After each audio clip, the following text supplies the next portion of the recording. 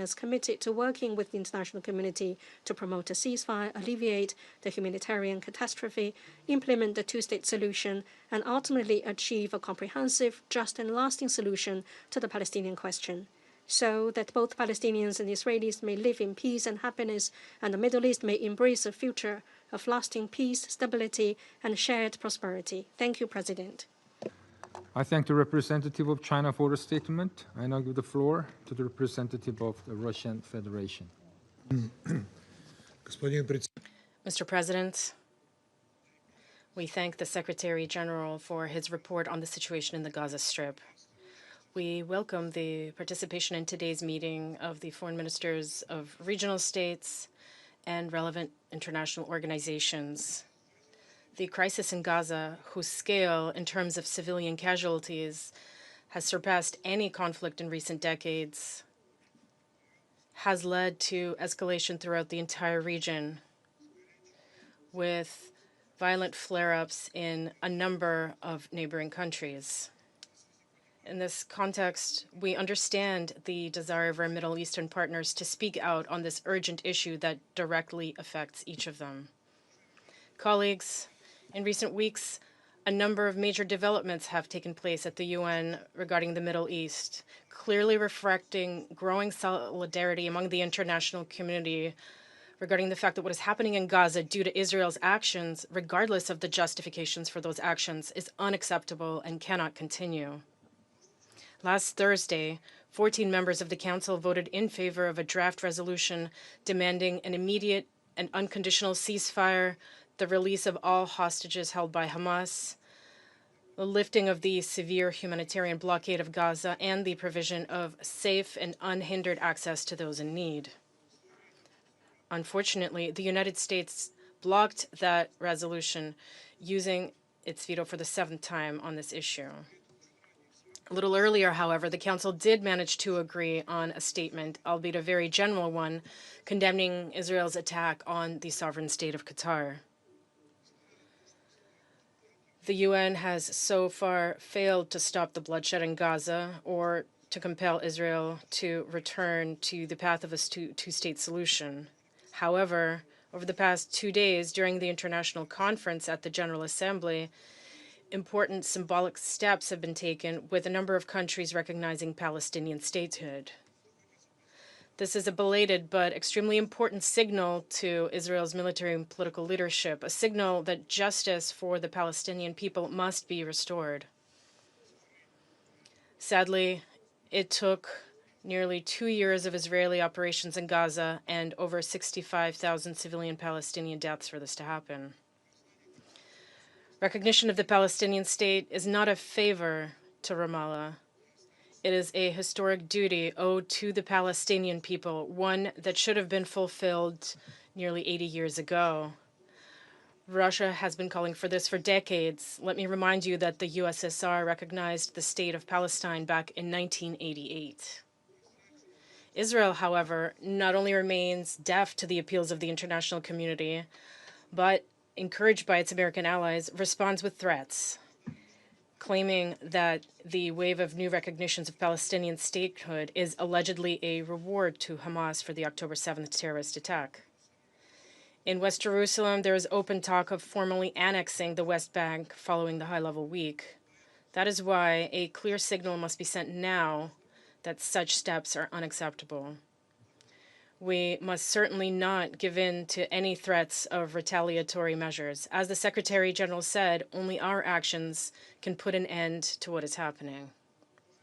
Colleagues, the international community's united support for the Palestinian people's aspirations to live peacefully in their own state is the momentum we must collectively build. We must work to translate into practical reality.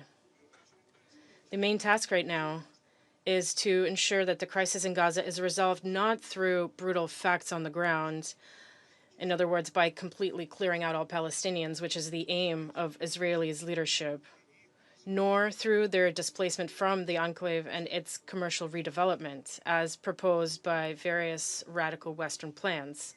Rather, this must be done through humane, civilized diplomacy that unites efforts within the UN and regionally among Arab states seeking to help their Palestinian brothers and sisters. Palestinians are not the object of social experiments. They are a people with the same right to sovereign existence and development as our own nations. But diplomatic efforts of any kind will only succeed if Israeli authorities abandon their reliance on military solutions. They must recognize that this approach will bring nothing good for Israel itself, which simply cannot develop and live in security in the context of a military operation on all fronts. The second key element is for Washington to recognize all this as well and stop viewing UN fora and multilateral diplomacy as an enemy that supposedly obstructs American diplomacy on the ground. Unfortunately, what we currently see is the exact opposite. Both Israel and the United States continue to claim that West Jerusalem is acting humanely in its fight against terrorism. This is how official Israeli reports justify strikes on hospitals and schools, attacks on humanitarian convoys, and the deaths of women, children, and aid workers. Hate speech and propaganda bring ordinary Israeli soldiers to kill dozens of innocent Palestinian civilians daily, sincerely believing that this is all for the greater good of the Israeli state. In this way, for nearly 2 years, West Jerusalem has been systematically constructing and imposing a distorted narrative in which Palestinians are second-class people who can be exterminated, displaced, starved, and killed even directly at humanitarian aid distribution points. UN leadership, its humanitarian bodies, and even member states calling for a ceasefire and humanitarian access are unabashedly labeled by Israeli representatives as terrorist accomplices. This radical, distorted rhetoric, along with West Jerusalem's clear intent to continuously escalate the situation in the region, a situation that has already drawn in Lebanon, Syria, Iran, Yemen, and Qatar, undermines any progress towards a peaceful resolution of the Middle East crisis. The Israeli strike on Doha, one of the key mediators in negotiations, clearly demonstrated that Israel is not aiming for diplomacy, but rather for endless war, even at the cost of the remaining hostages who, with this war, are left with no chance of survival. It is also clear that Israel's strategic endgame is to take full control of all Palestinian territory, both Gaza and the West Bank.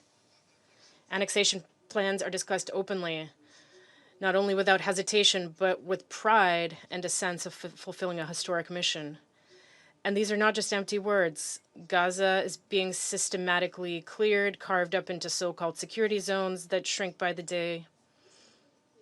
The West Bank is being built up with new Israeli settlements, and fanatical settlers in the world's worst traditions of the colonialism of past centuries abuse the Palestinian population and drive them from their homelands as the authorities stand by and do nothing.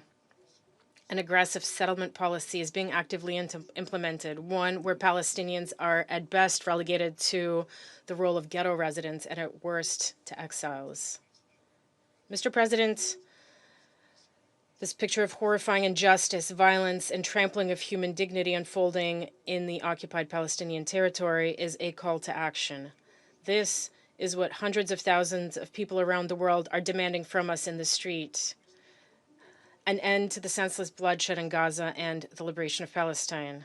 This is also what Israeli hostages and their families are demanding as they protest in Tel Aviv, Jerusalem, and other cities, calling for a comprehensive deal to release prisoners and end the fighting. No one wants war, not ordinary Palestinians nor ordinary Israelis. This heartfelt plea was voiced by Israeli citizen Galit Dan, whose daughter and mother were killed on October 7th. She said, "I don't want revenge. I want hope in the name of those who have lost everything and those who can still be saved. Please stop the war." End of quote. Mr. President, we believe in the power of multilateral diplomacy. Although it has not always succeeded, over the 80 years of the UN's existence, it has been thanks to this diplomacy that the planet has avoided a third world war. We're confident that it can also help resolve the long-standing Middle East crisis. This requires the collective will of the international community, expressed not only in declarations from high rostrums, but in concrete actions. We strongly urge our American colleagues to cast aside their rigid positions and engage in the real efforts that the UN Security Council must undertake in accordance with its mandate to maintain international peace and security. This will only benefit your closest ally, whose security cannot be ensured by force alone. The fact that such an approach is a dead end has been proven by decades of the Israeli-Palestinian conflict. It is time to recognize that only a diplomatic settlement of the Palestinian issue based on the two-state solution can guarantee lasting peace in the Middle East, security for Israeli citizens, and the just aspirations of the Palestinian people for their own state. Otherwise, endless and senseless bloodshed will continue, claiming ever more civilian lives, sowing discord between new generations of Arabs and Israelis, and destroying any prospects that they might one day coexist peacefully and develop freely. This must not be allowed. We trust that other reasonable members of the international community share this view. We stand ready to work with them to finally make a peaceful and prosperous Middle East a reality. This is a historic responsibility of the UN, its Security Council, and each and every one of us. We urge that it be fulfilled. Thank you. I thank the representative of the Russian Federation for the statement. I now give the floor to the permanent observer of the State of Palestine.